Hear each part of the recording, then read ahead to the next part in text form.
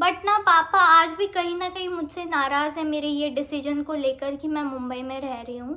Yes guys, कुछ तो नया होने वाला है। Something surprise is coming soon. Hi friends, welcome back to my channel. कैसे हैं आप सब लोग? आज मैं एक स्टोरी सुनाने वाली हूँ, मेरी लाइफ का एक ऐसा फेज जो कि कैसे गुजरा, कैसा रहा और कैसा चल रहा है, मैं आपको वही सुनाने वाली हूँ। एंड ये स्टोरी मतलब मुझे काफ़ी टाइम से बतानी थी, बट यार कुछ ना कुछ रीजंस के कारण है ना, मैं आप सबसे शेयर ही नहीं कर पा रही थी। मैं आज शेयर करने वाली हूँ। स्टोरी स्टार्ट होती है आज से 7 महीने पहले। 7 महीने पहले मैंने डिसाइड किया था कि हाँ अभी टाइम है, मुझे मुंबई शिफ्ट होना है। बिकॉज मेरे करियर के लिए, मेरे आगे के फ्यूचर के लिए मुझे मुंबई शिफ्ट होना था। वही 7 महीने पहले मैं अपने मम्मी को कन्विंस कर रही थी कि मम्मी मुझे क्लासेस करने हैं, मुझे अपने खुद के ऊपर काम करना है। मैं कितने दिन यहाँ पर रहूँगी, यहाँ पर क्या ही होने वाला है, यहाँ पर मैं बाहर भी नहीं जा सकती अकेले, तो मुझे मुंबई जाना है, वहाँ पर मेरे क्लासेस करने हैं, मुझे जिम करना है, सब चीज़ें करनी है। तो मैंने मम्मी को सबसे पहले कन्विंस किया ताकि मैं पापा को कन्विंस कर सकूँ जल्दी मम्मी के थ्रू। बिकॉज यार सीधा पापा के पास जाऊँगी, पापा नहीं मानने वाले। मम्मी को कन्विंस करके मैं पापा के पास गई मम्मी को लेकर। मम्मी तो मान गई थी एंड मम्मी ने तुरंत मेरी बात समझ ली कि सच में यहाँ पर कुछ नहीं है, मुझे मुंबई ही जाना चाहिए, सारे क्लासेस करनी चाहिए, सब चीज़ें करनी चाहिए।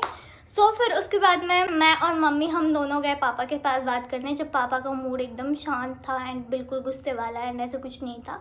बिकॉज हमें पता था कि पापा ऑफ कोर्स नहीं भेजेंगे मुझे, बिकॉज मेरे पापा मुझे लेकर काफ़ी ओवर प्रोटेक्टिव है। एंड हर बेटी का बाप होता ही है ओवर प्रोटेक्टिव, बट स्टिल यार मेरे पापा कुछ ज़्यादा ही ओवर प्रोटेक्टिव है।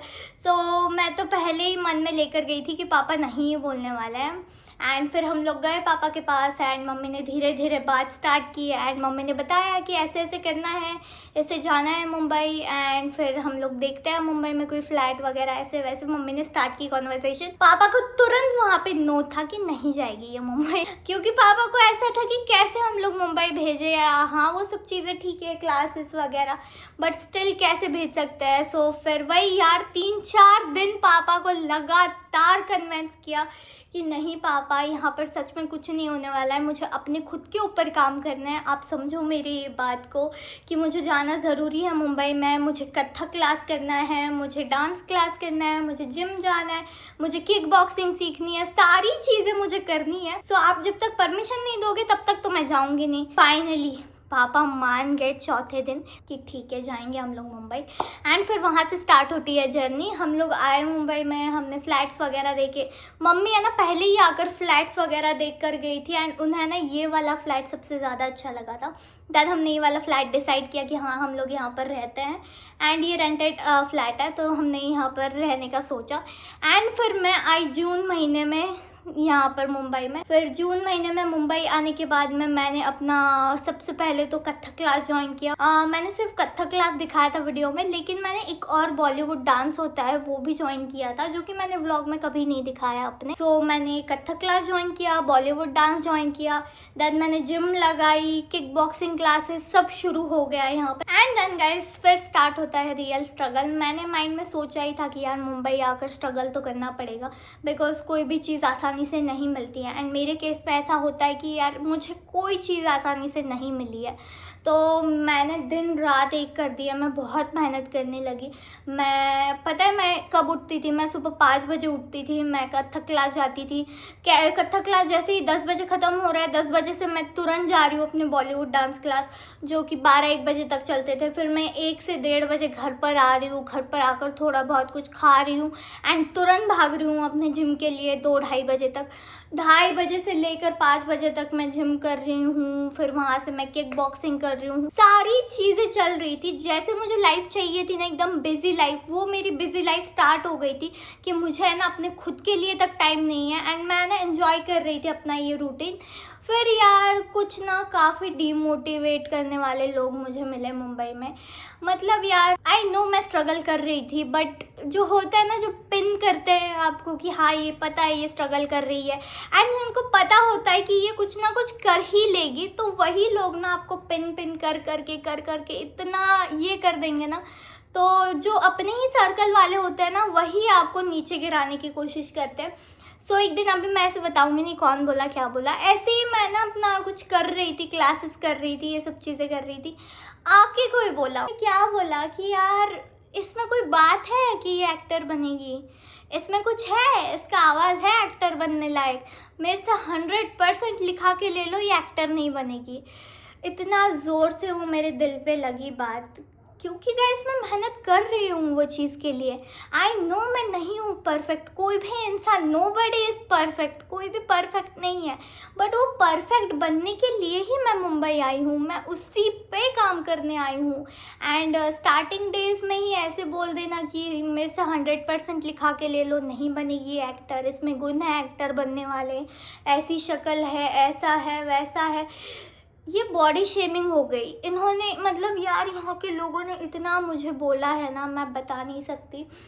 मैं मतलब ना मैंने अपनी स्कूल लाइफ में भी बहुत सहा है, और मैं मुंबई आकर भी सही रही थी। मुझे नहीं पता था कि यार मुंबई के लोग इतने ये करते, पीछे खींचते, कोई नया आया है तो, कोई नया स्ट्रगल कर रहा है तो। गाइस सुनना, आपको अगर लगता है ना कि यार काव्य की लाइफ बहुत अच्छी है एंड आपको भी मुंबई आना चाहिए, तो यार मुंबई आना चाहिए, स्ट्रगल करना चाहिए, लेकिन ये सब भी झेलना पड़ता है यहाँ पर। फिर यार मैं उस टाइम पे इतना उदास हो गई थी, मैं मतलब इतना डिप्रेस्ड हो गई थी ये सब चीज़ें सुनकर इधर उधर, कि मैं क्या नहीं कर रही एक्टर बनने के लिए, या एक्टर तो छोड़ो, मैं क्या नहीं कर रही खुद को परफेक्ट करने में। एक्टर तो सेकेंडरी हो गया, बट मैं खुद को परफेक्ट करने मुंबई आई हूँ।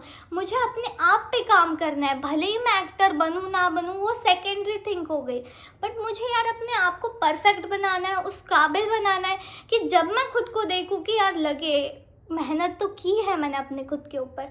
मैं अपने आवाज़ पे काम करने लग गई कि यार शायद मेरा आवाज़ ख़राब होगा या जो भी है, बट फिर वही यार काफ़ी डिमोटिवेट करने वाले लोग मिले मुझे ऐसा लगता था कि यार मैं कहाँ पर आ गई हूँ, बिकॉज मैं मेहनत कर रही हूँ और वो मेहनत पे पानी फेर देना, मेरे सामने किसी और को बोलना ये तेरे से ज़्यादा परफेक्ट है, तो इसके पास काम है, तू तो फ्री ही बैठी है। मैं फ्री नहीं बैठी हूँ, मेरे पास बहुत चीज़ें हैं करने के लिए। नहीं चुभने लगी, लेकिन फिर भी मैं ना शांत रह के पूरी चीज़ें सुन के मैं बस अपने क्लास पे फोकस कर रही थी कि मुझे जो चीज़ करनी है मैं वो करने आई हूँ, बाकी सब जाओ भाड़ में, मैं किसी का नहीं सुनने आई हूँ यहाँ पर। मैं क्या सुन के ये सब करके डिमोटिवेट होके बैठ थोड़ी जाऊँगी। एंड ये सब स्ट्रगल तो चल ही रहा था मेरा, एंड ऊपर से फिर यार घर से फैमिली प्रेशर कि क्यों भेजा है मुंबई, क्या करना है वहाँ पे, यहाँ पर इतना अच्छा चल तो रहा है, यूट्यूब वगैरह जो भी कर रही है वो, यहाँ पर घर बैठ कर ही करो, क्यों वहाँ पर गए हो, इतनी मेहनत क्यों कर रहे हो, ये सब चीज़ें यार इतना ज़्यादा दिमाग पे प्रेशर कि मतलब मैं सारी चीज़ें करूँ, और ऊपर से इनका भी प्रेशर कि क्यों भेज रखा है बेटी को वहाँ पर, क्या कर लेगी वहाँ पर, वो घर पर लेकर आओ उसको, घर पर ही सही थी, ये सब चीज़ें। मैं इतना ज़्यादा तंग आ गई थी, एंड एट द एंड इतना ज़्यादा मतलब यार मेरी मम्मी और मैं जब यहाँ पर मुंबई में थे, इतना ज़्यादा बोला गया कि तुम अभी के अभी घर पर आओ, वहाँ पर 1 मिनट भी नहीं रुकना है तुमने। मम्मी और मैं रोते रोते मुंबई का डोर बंद करके गए हैं। मुझे आज भी याद है, मेरे हाथ में बैग थी, मम्मी डोर बंद करते करते रो रही है कि हम जा रहे हैं यहाँ से, मतलब जो सपना जो ये सब देखकर हम आए थे वो हो गया, वो गया भाड़ में, हमको जाना पड़ रहा है सिर्फ इसीलिए कि सभी ताने मार रहे हैं बेटी को क्यों रखा है तुमने मुंबई में। तो ये सब चीज़ें हुई, फिर मम्मी और मैं रोते रोते हमने एकदम अर्जेंटली टिकट बुक किया, और मम्मी और मैं भी ठान के गए थे कि ठीक है ना, अभी ये बुला रहे हैं ना, जब तक ये खुद नहीं बोलेंगे कि जाओ इसको लेके मुंबई, ये कुछ करके दिखाएगी, तब तक हम ये घर से जाएंगे नहीं। हम लोग निकल गए मुंबई से, फिर हम लोग चले गए घर पर यार मैं इतना ज़्यादा ये हो गई, बिकॉज मेरी करियर का सवाल था, मेरी सारी चीज़ों का सवाल था, वो सब सेकेंडरी थिंग पे छोड़कर मुझे घर पर बुलाया गया। फिर मैं वहाँ पर सबसे नाराज़ होके बैठ गई, मैंने अपने पापा से तक बात नहीं की थी घर जाकर। पापा मुझे मना रहे हैं, समझा रहे हैं, मैं वही समझा रही हूँ, मेरा करियर है, मेरी लाइफ है, लोगों का क्या है, लोग तो कहते ही रहते हैं, आप क्या कहते हैं, लोगों का सुन के आपने मुझे बुला लिया, ये सब चीज़ें मैं समझा रही हूँ। फिर मैंने पापा से बात करना बंद कर दिया। फिर 10-15 दिन के बाद में सबको रियलाइज़ हुआ कि नहीं, ये मुंबई में मेहनत कर रही थी, इसको मुंबई आई थिंक हमें भेज देना चाहिए। इसके क्लासेस हो रहे थे, सारी चीज़ें हो रही थी, उनको दिख रहा था कि घर में मैं बस बैठी हुई हूँ, मैं किसी से बात नहीं कर रही हूँ, मैं कुछ नहीं कर रही हूँ। तो जब इनको समझ में आया कि नहीं, ये सब चीज़ें मुंबई में ही सही है, फिर जब उन्होंने खुद होकर बोला कि जा बेटा तू मुंबई जा, कुछ कर कर ही घर आना, तब मैं मुंबई आई हूँ। एंड तब मैंने डिसाइड किया कि नहीं, अभी मैं मम्मी को भी, कृष्णा, चीकू, उन सब के पास रहना ज़रूरी है। मैंने मम्मी को बोला आप यहीं पर रहो, मैं अकेली जाती हूँ मुंबई। तब मैं अकेले मुंबई आई। एंड मुंबई में अकेले रहना भी बहुत बड़ा टास्क होता है, बिकॉज़ यार वो मैं आपको कभी बाद में आराम से बताऊंगी क्यों अकेले रहना इतना बड़ा टास्क होता है। अकेले नहीं रहा जाता। एंड ऐसे अगर आप इतने बड़े फैमिली में रह रहे हो और फिर वो फैमिली छोड़ के आप अकेले रहो, नहीं रहा जाता।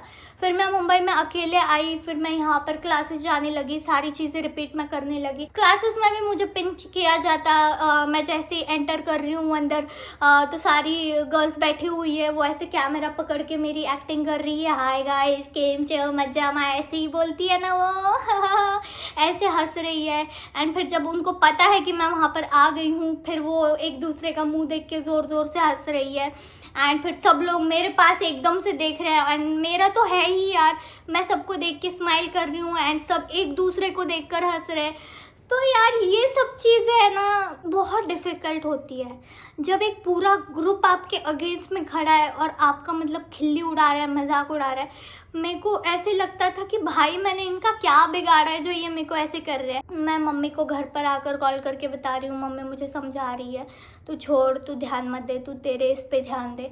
मैं वही करती रही, मैं अपनी चीज़ों पे ही ध्यान देती रही, मैं अपनी चीज़ों पे ही फोकस करती रही। और जब मैं अकेले मुंबई में रहने लगी, कुछ रिलेटिव ये कहने लगे कि क्यों आपने उसको मुंबई में रखा है, ये सब चीज़ें। मुझे इतना ज़्यादा गुस्सा आता था, रोना भी आता था कि भाई मेरे माँ बाप को मुझ पे भरोसा है एंड मैंने वो भरोसा बिल्ड किया है कि मैं अकेले रह सकती हूँ। आप आके पिन क्यों करते हो हमारे घर में यार? ये क्यों रिलेटिव की आदत होती है कि आके पिन करना? क्यों अकेले रखा है मुंबई में? क्यों, क्या करना है वहाँ पे मुंबई में? मुझे इतना गुस्सा आता था। मैंने बोला इनको ही दिखा के रहूँगी मैं कि मैं मुंबई में अकेले हूँ एंड मैं काबिल हूँ कि मैं सारी चीज़ें कर सकती हूँ। तो मेरा ये जो 6 महीने का पीरियड है ना, ये बिल्कुल आसान नहीं रहा। जितना ये दिखने में आसान दिख रहा है उतना ये आसान नहीं रहा। क्या क्या चीज़ें हुई, कैसे क्या, वो सब मैं ही जानती हूँ कि घर में कैसे प्रॉब्लम्स होना शुरू हो गए थे, कैसे सब लोग एक दूसरे से अलग हो रहे हैं। पापा मम्मी से बात नहीं कर रहे, पापा मुझसे बात नहीं कर रहे, पापा मतलब अजीब बिहेव कर रहे। एंड अभी जब मैं जैसलमेर गई थी तब मैंने मम्मी पापा से कहा था कि मैं जैसलमेर से सीधा आपके साथ ही कार में घर चलूँगी। लेकिन यार फिर वहाँ पर मैं रही, मैंने सारा चीज़ें सब एंजॉय किया। फिर उसके बाद मैं ना, मुझे ऐसे लगा कि मुझे ना मुंबई जाना चाहिए। घर जाकर कुछ नहीं होने वाला, घर जाकर मैं घर पर बैठी ही रहूँगी, कुछ होगा नहीं काम वगैरह। तो मैंने मम्मी पापा, मतलब मम्मी को तो एक आइडिया था ही कि मैं वापस शायद मुंबई ही जाने वाली हूँ, पापा को आइडिया नहीं था। मैंने टिकट बुक किया एंड फिर मैंने टिकट बुक करने के बाद पापा को बताया कि पापा मैं आपके साथ घर नहीं आ रही हूँ, मैं वापस मुंबई ही जा रही हूँ। तो तब ना पापा नाराज़ भी थे एंड सैड भी थे एंड वो ना मतलब मिक्स्ड फीलिंग्स थी कि उन्होंने पहला सवाल यही पूछा क्यों जा रही है तू, हमारे साथ चलने वाली थी। मैंने बोला कि नहीं पापा, मुझे इधर मुंबई जाना ज़रूरी है, मेरे काम है, ऐसे ही मेरे क्लासेस को छुट्टी मिलती है मैं आ जाऊंगी घर पर। जब पापा मुझे एयरपोर्ट पर छोड़ने आए, मैं क्लिप्स लगा दूंगी, एयरपोर्ट पे छोड़ने आए पापा मुझे, पापा बहुत ज़्यादा सैड थे एंड पापा नाराज़ भी थे कि ये क्यों जा रही है। एंड पापा वो कह नहीं रहे थे, वो बस मुझे जता रहे थे कि ठीक है चलेगा बेटा, जल्दी घर पर आना। बट ना पापा आज भी कहीं ना कहीं मुझसे नाराज़ है मेरे ये डिसीजन को लेकर कि मैं मुंबई में रह रही हूँ। आई नो पापा आप ये देख रहे होगे, बट मैं कुछ ना कुछ करना चाहती हूँ एंड कुछ बड़ा करना चाहती हूँ, इसीलिए मैं यहाँ पर मुंबई में रह रही हूँ। तो इतना मुंबई में रहकर एक गुड न्यूज़ है आपके लिए। अभी मैं रिवील तो नहीं करती बट एक हिंट दे देती हूँ आपको। Wait a second. I know मेरे जितने भी सब्सक्राइबर्स हैं जिन्होंने मेरी ये जर्नी में साथ दिया है, जो मेरी ये जर्नी देखते आए हैं, वो बहुत खुश होंगे। यस गाइस, कुछ तो नया होने वाला है। अब वो क्या है वो आपको जल्दी पता चलेगा। Light camera action. So yes, मैं बहुत ज़्यादा खुश हूँ यार। Something surprise is coming soon. So जल्दी पता चलेगा आपको कि क्या आ रहा है, कैसे है, क्या है। बाप रे बाप, ये 6 महीने की 7 महीने की जर्नी मेरे लिए आसान नहीं है। अभी भी लोग मुझे ताने मारते हैं, बट ना मैं इतनी ढीठ हो गई हूँ यहाँ पे रह के कि मैं बोलती हटा ना यार, अभी तेरा सुनने के लिए बैठी हूँ मैं यहाँ पे। सो यस, ऐसे ही ढीठ बनना ज़रूरी है इस जनरेशन में एंड इस दुनियादारी के हिसाब से। सो वो तो बातें होती रहेगी, लेकिन गैस कर सकते हो क्या आने वाला है ये जिसके लिए आप सबने भी प्रार्थना की थी, जिसके लिए मैंने इतना दिल से जो चीज़ चाही थी वो फाइनली हो रही है। सो आई एम सो हैप्पी। क्या सरप्राइज है आप लोग कमेंट में गैस करना। जो भी सही गैस करेगा उसको मैं हार्ट दूंगी। ओके, सो या एंड मुंबई में अकेले रहना कितना डिफ़िकल्ट है उसके ऊपर मैं एक अलग से स्टोरी टाइम वीडियो बनाऊंगी, वो भी आप देखना। एंड गर्ल्स, आपको ज़रूर देखना चाहिए वो वीडियो। सो वो भी वीडियो जल्दी आएगा। इस वीडियो को ढेर सारी लाइक करो, चैनल को सब्सक्राइब नहीं किया है तो फटाफट से सब्सक्राइब करो। एंड हाँ, love you all, thank you so much.